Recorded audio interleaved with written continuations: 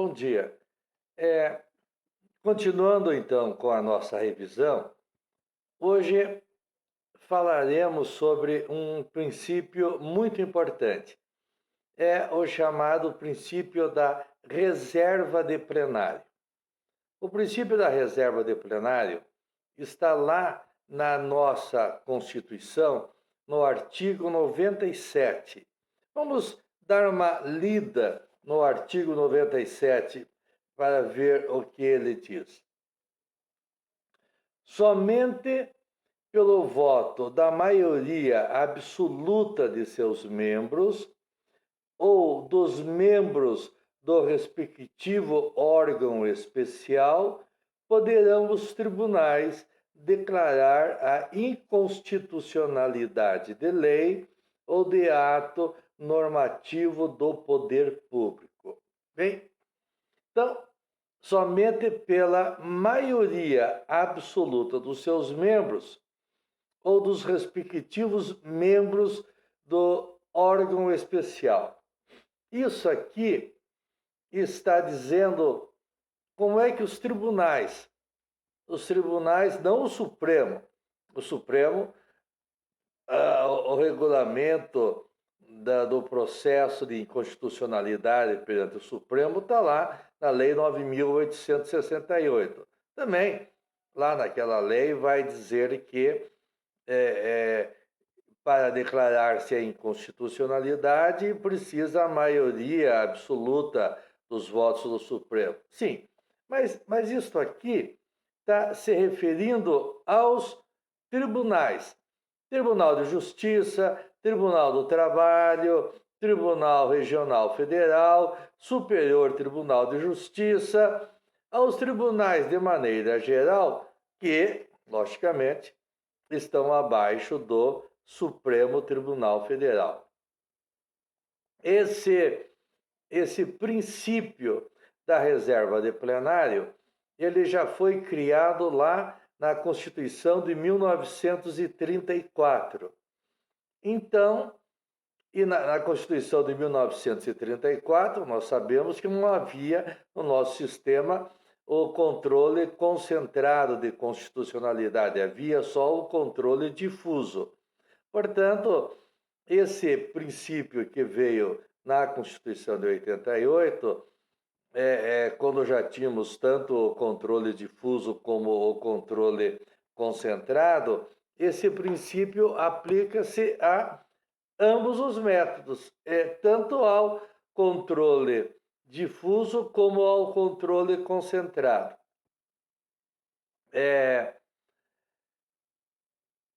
O importante é nós sabermos como é que isso funciona, principalmente no controle difuso.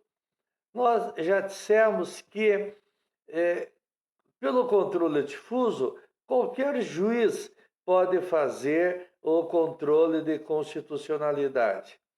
Porém, se qualquer juiz pode fazer o controle de constitucionalidade, também qualquer tribunal poderá fazê-lo. Mas, quando o processo chega no tribunal, vamos dar o exemplo nosso do Tribunal de Justiça do Estado do Paraná.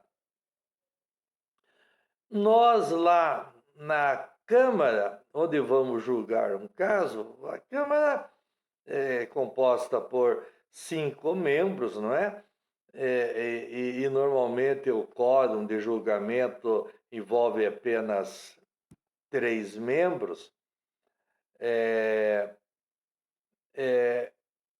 Só excepcionalmente envolve os 5, mas normalmente são 3 membros que julgam um recurso. As câmaras não poderão julgar a inconstitucionalidade de uma lei pelo método difuso. Daí vocês vão me perguntar, sim, mas se qualquer juiz pode, por que a Câmara não pode? A Câmara não pode por força desse dispositivo do artigo 97, que é da reserva de plenário. Então, vamos lá. É um processo em que um juiz lá de Antonina declarou a inconstitucionalidade de uma lei. Chega lá na Câmara para nós julgarmos o caso, julgarmos um recurso daquela sentença que declarou a inconstitucionalidade da lei. Chega lá para nós julgarmos, por mais que nós entendamos que o juiz tem razão, que aquela lei é inconstitucional, nós não poderemos manter a sentença mantendo a inconstitucionalidade daquela lei. Pelo artigo 97, que fala da reserva de plenário, o relator deste processo tem que submeter à Câmara, se ele entender que o juiz tem razão, o juiz lá de Antonina tem razão, ele deve, e que aquela lei é inconstitucional, ele deve propor à Câmara que se suscite o incidente de inconstitucionalidade, defendendo a inconstitucionalidade daquela lei, mas que se suscite o incidente para encaminhar o processo ao órgão especial, para que o órgão especial, e não a Câmara, para que o órgão especial diga que aquela lei é inconstitucional. Então, quando o processo chega nos tribunais, nem lá no Superior Tribunal de Justiça, lá que são formados por turmas, não por câmaras, podem declarar a inconstitucionalidade daquela lei. Eles devem suscitar também o incidente de inconstitucionalidade e mandar lá para a sua corte especial. Nesse dispositivo aqui, é interessante notar que se fala somente pelo voto da maioria absoluta dos seus membros ou dos membros do respectivo órgão especial. Existem tribunais que não têm o órgão especial. Eles são relativamente, são poucos os desembargadores, e daí eles se reúnem em tribunal pleno. Vamos imaginar, parece-me que o Tribunal de Manaus, eu tenho bem certeza, ele é formado por, vamos imaginar, 20 desembargadores. Então, para se declarar a inconstitucionalidade de uma lei, tem que se reunir esses 20 desembargadores e, por maioria absoluta desses 20, vamos dizer 11, aí o tribunal é que declara a inconstitucionalidade dessa lei. Mas, no nosso caso, nós somos em 120 desembargadores. Imagine, nós temos que reunir os 120 desembargadores para decidir sobre a constitucionalidade ou inconstitucionalidade de uma lei. Por isso, que nesses tribunais maiores existe o chamado órgão especial. O órgão especial, aqui no caso do Tribunal de Justiça do Paraná, é formado por 25 desembargadores. 13 que são os mais antigos e 12 os que são eleitos de 2 em 2 anos. Então, aqueles desembargadores que não são os mais antigos, mas que querem participar do órgão especial, eles se candidatam. E aí vão lá concorrer na eleição, se forem eleitos, eles irão compor esta parte do órgão especial, que são de 12, no caso do estado do Paraná, não é? Bem, então são esses 25 membros que compõem o órgão especial que podem declarar a inconstitucionalidade de uma lei. obedecendo, portanto, esse princípio do artigo 97 da Constituição Federal, que fala da reserva de plenário. Mas veja bem, esse incidente de inconstitucionalidade que as câmaras têm que suscitar ao órgão especial em obediência a esse artigo 97, é só quando a Câmara entender que deve mesmo ser declarada a inconstitucionalidade daquela lei. Porque se a Câmara entender, não, a lei é constitucional, então declarar a constitucionalidade da lei, a Câmara pode fazê-lo. Porque o artigo 97, ele vai dizer, somente pelo voto da maioria absoluta de seus membros, dos membros do respectivo órgão especial, poderão os tribunais declarar a inconstitucionalidade da lei. Então, este incidente de inconstitucionalidade, estas exigências do artigo 97 é apenas quando a Câmara entende que a lei é inconstitucional. Quando a Câmara entende que a lei é constitucional, não precisa observar-se esse princípio da reserva de plenário. Então, isto acontece muito. Chega lá um juiz, vamos imaginar, de Foz do Iguaçu, declarou a inconstitucionalidade lá, e isso pelo controle difuso, né? Declarou a inconstitucionalidade lá de uma lei municipal. O juiz declarou inconstitucional. Vem aqui para o tribunal um recurso e nós entendemos mesmo que é inconstitucional. Podemos confirmar a sentença desse juiz? Não.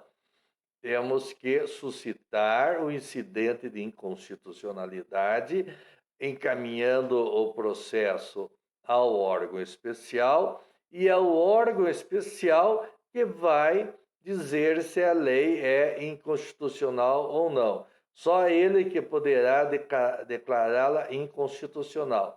Bem, se o órgão especial entender que é constitucional, tá bem, daí vai dizer, olha, é constitucional, mas tem que encaminhar para lá, porque havendo a hipótese de ser declarada inconstitucional, só poderá fazê-lo o órgão especial. Repetindo, se a Câmara entender que ela é constitucional, não precisa encaminhar o processo ao órgão especial. A própria Câmara, daí, nesse caso, reforma a sentença do juiz, dizendo, olha, o juiz está errado, essa lei que ele declarou inconstitucional é constitucional, e daí, então, é reformada a decisão do juiz. Bem, então, esse é o princípio da reserva de plenário. Aplica-se tanto ao controle difuso, e eu só até agora citei o controle difuso, como ao controle concentrado. Bem, mas o controle concentrado, nós já vimos, ele deve ser julgado lá pelo Supremo Tribunal Federal. Entretanto,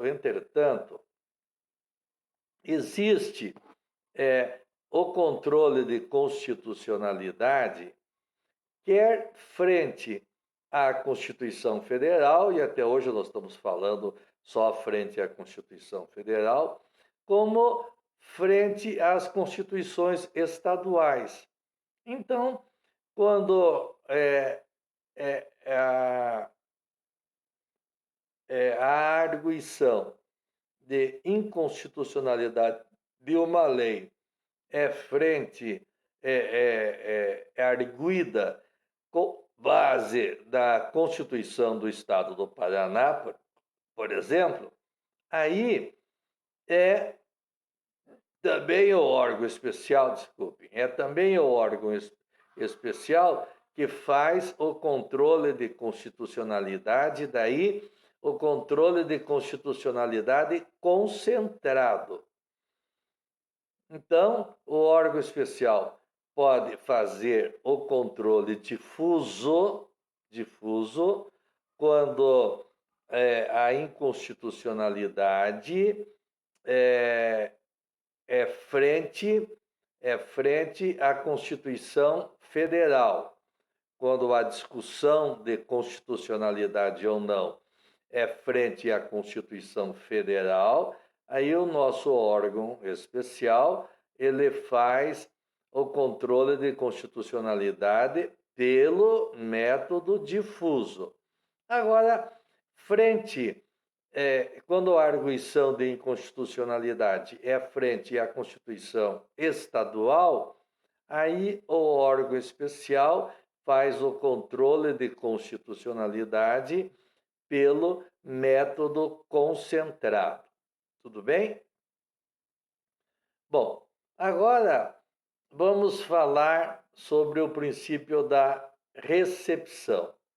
Bom, já que estamos falando sobre esse princípio da reserva de plenário, é importante já esclarecer que para o controle da recepção ou não de uma lei, não se faz necessário a observância do princípio da reserva de plenário.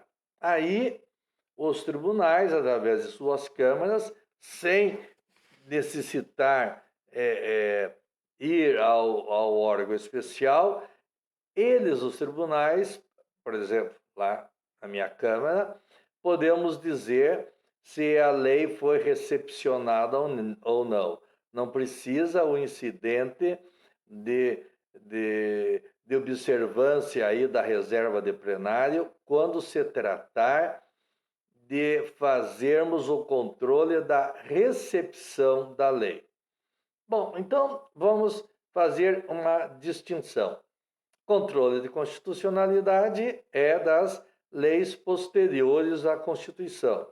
Controle de constitucionalidade pela DIN, pela ADC. Controle de recepção é das leis anteriores à Constituição. Nós já falamos que uma lei anterior, uma lei posterior, revoga a anterior. E a Constituição, então, de 88, teria revogado todas as leis anteriores a 5 de outubro de 1988. Sim, uma lei posterior revoga as leis anteriores. Então, mas daí nós temos revogados o Código Penal, o Código de Processo Penal, o Código Tributário Nacional, temos revogada lá a CLT, porque tudo isso é anterior à Constituição de 1988. E por essa regra, a lei nova revoga a anterior, todas as leis anteriores da Constituição de 88 são revogadas. Teoricamente, sim. E essa revogação, ela pode dar-se de duas maneiras. Ou de maneira expressa, lá no final da lei fica colocado: revoga-se a lei anterior número tal, ou revogam-se todas as leis anteriores, de maneira expressa. Mas a nossa Constituição não fez isso. De maneira expressa, não revogou todas as leis anteriores, mas ela é uma lei nova e, em princípio, revoga. Mas, então, tem duas formas de revogar. Revoga de maneira expressa ou quando a lei anterior é incompatível com a lei nova. Então, vamos imaginar. Todas as leis devem estar em harmonia com a Constituição para serem válidas. Já estudamos, esse é o controle de constitucionalidade. Todas as leis devem, para terem validade, devem estar em harmonia com a Constituição. Muito bem. Então, vamos pegar o exemplo do Código Penal, que nós já pegamos esse exemplo em aulas anteriores, não é?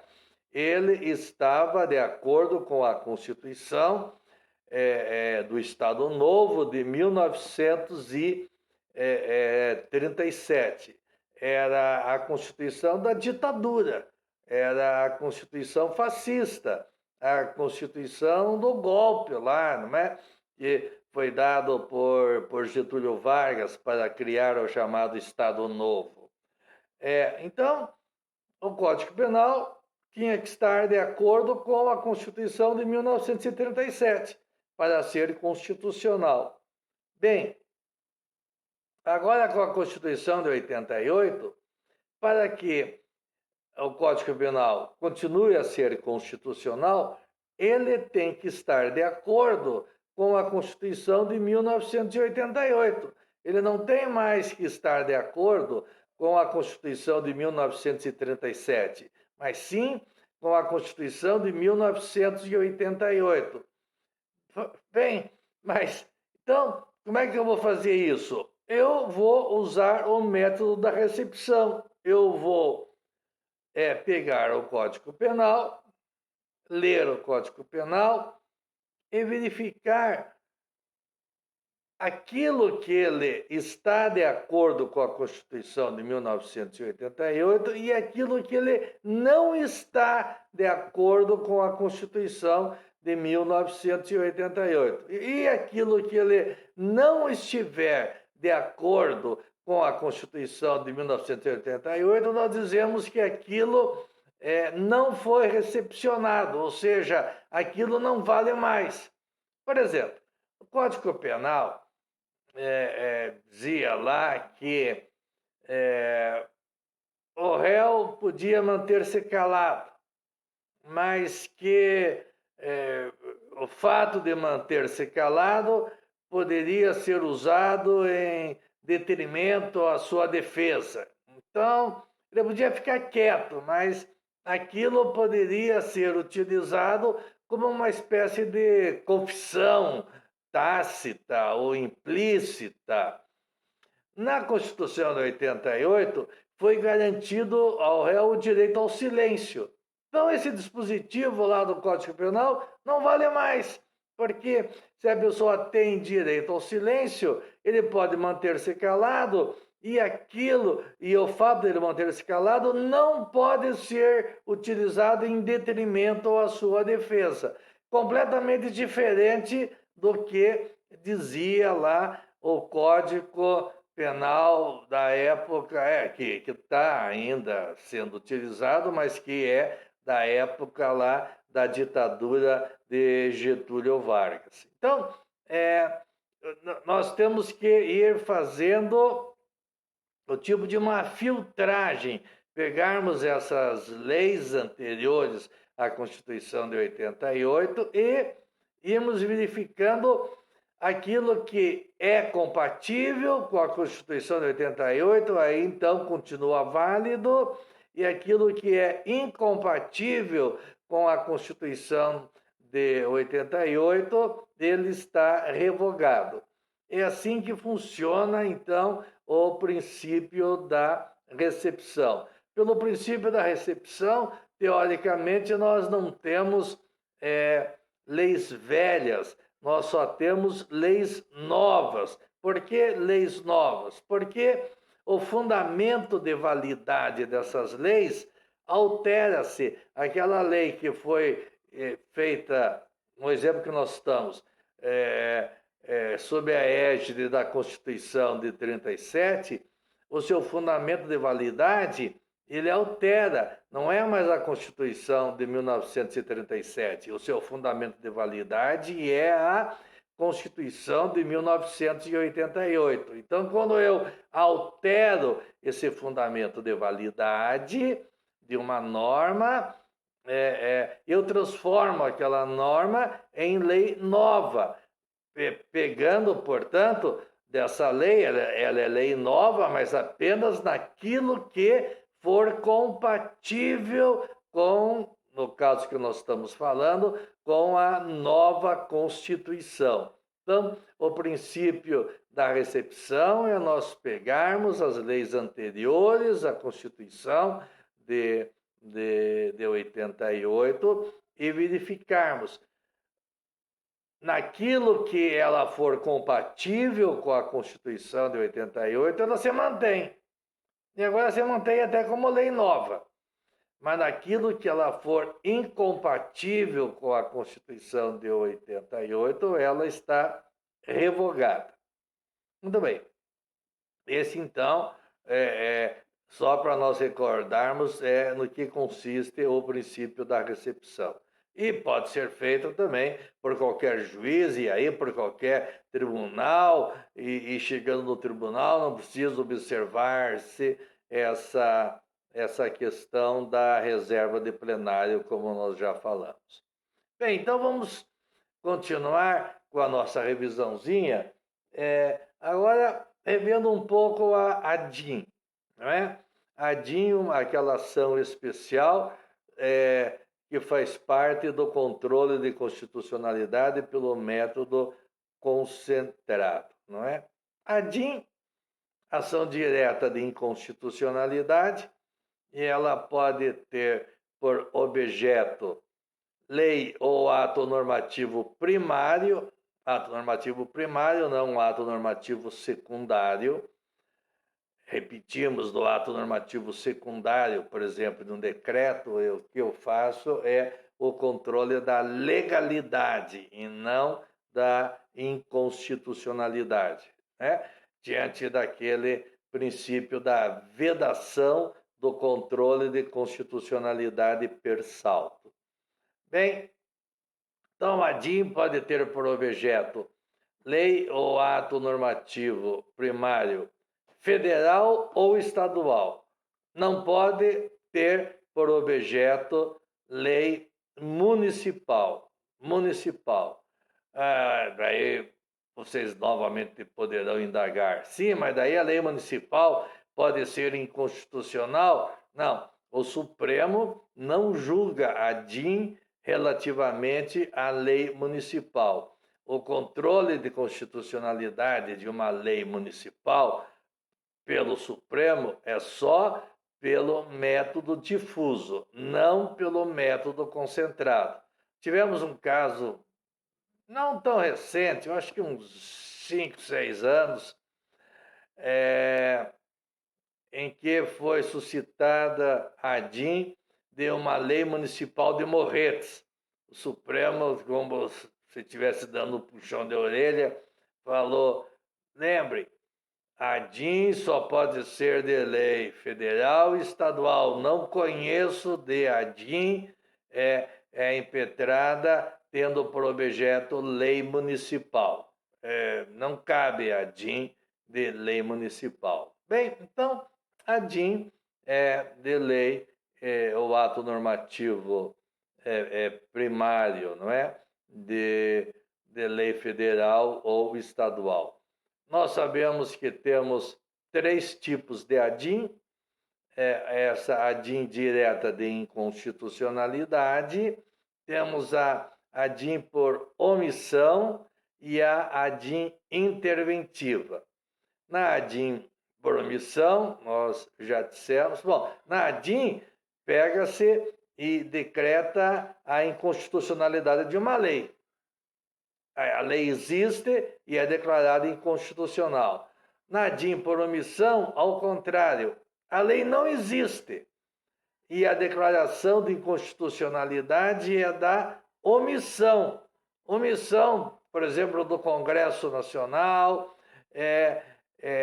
E nós falamos que a DIN por omissão, ela se refere àquelas normas constitucionais de eficácia limitada, não de eficácia plena ou eficácia reduzível, não é? Porque nós já explicamos que pela normatividade constitucional aquelas normas constitucionais de eficácia plena ou eficácia contida ou reduzível, elas se aplicam independentemente de qualquer lei infraconstitucional. Elas são aplicáveis de plano. Agora, existem algumas normas constitucionais que são consideradas de eficácia limitada. Vocês já estudaram isso em Constitucional 2, eu acho. Essas de eficácia limitada, elas precisam, sim, de uma lei, uma norma infraconstitucional para terem eficácia, para elas serem exigíveis. Então, enquanto não vem essa lei, a pessoa tem o direito pela Constituição, mas não vindo essa lei, ela não pode exigir aquele direito, porque essa norma constitucional é de eficácia limitada. Então, ela precisa de uma lei, de uma lei infraconstitucional para poder exercer esse direito. E quando não vem essa lei, é que cabe a chamada ADIM por omissão. A inconstitucionalidade, então, não é da lei. A inconstitucionalidade é da omissão do legislador. Mas dissemos que essa ADIM por omissão, ela tem pouca, até agora, eficácia, porque quando o Supremo declara a inconstitucionalidade por omissão, ele apenas notifica, no caso que eu estou dando o exemplo, o Congresso Nacional, para fazer aquela lei. Se não fizer, o Supremo ainda não está fazendo a lei que está sendo omissa, não é? Mas isso nós vamos entender melhor de como está a jurisprudência quando nós estudarmos o mandado de injunção. Essa pouca eficácia da ADIM por omissão era baseada num princípio de que o poder judiciário é só legislador negativo, ou seja, ele apenas declara a inconstitucionalidade de uma lei, mas ele não faz uma lei, ele não pode ser legislador positivo, como poderia sê-lo no caso da ADIM por omissão. Declara que o Congresso Nacional não fez a lei, daí ele, Supremo, faria a lei. Mas daí ele seria um legislador positivo. Bem, essa questão ainda é muito complexa e eu explicarei melhor quando nós estudarmos o mandado de injunção. Bom, então, mas existe, não é? A ADIM por omissão. Em algumas situações, ela até está funcionando. Foi interessante um julgamento da ADIM por omissão sobre a ausência do código de defesa do usuário relativamente ao serviço público. Existia a previsão de que haveria uma previsão constitucional da existência de um código de proteção do usuário do serviço público, que agora veio a lei, mas não existia a lei, e foi pedida a ADIM por omissão relativamente a esse código, e o ministro Toffoli, que julgou, né, que foi o relator dessa lei, dessa ADIM por omissão, falou: olha, enquanto não vier essa lei de proteção ao usuário, deve-se nesse aspecto, adotar-se o que diz o Código do Consumidor, se esta lei não vier num prazo aí de 180 dias. Aí foi uma hipótese interessante, aí estava se dando alguma eficácia a DIN por omissão, né? Porque estavam dizendo, olha, não vem essa lei, então, para regular essas relações, aplica-se essa outra, no caso, o Código do Consumidor. Mas foi a primeira vez que eu vi alguma eficácia numa ADIM por omissão. Relativamente a atos administrativos, ela tem sim, ela tem eficácia, porque daí determina que se faça, dentro de um determinado prazo, de 30 dias, se faça a lei que está faltando, não é? Essa ADIM por omissão, vamos relembrar aqui, está lá no artigo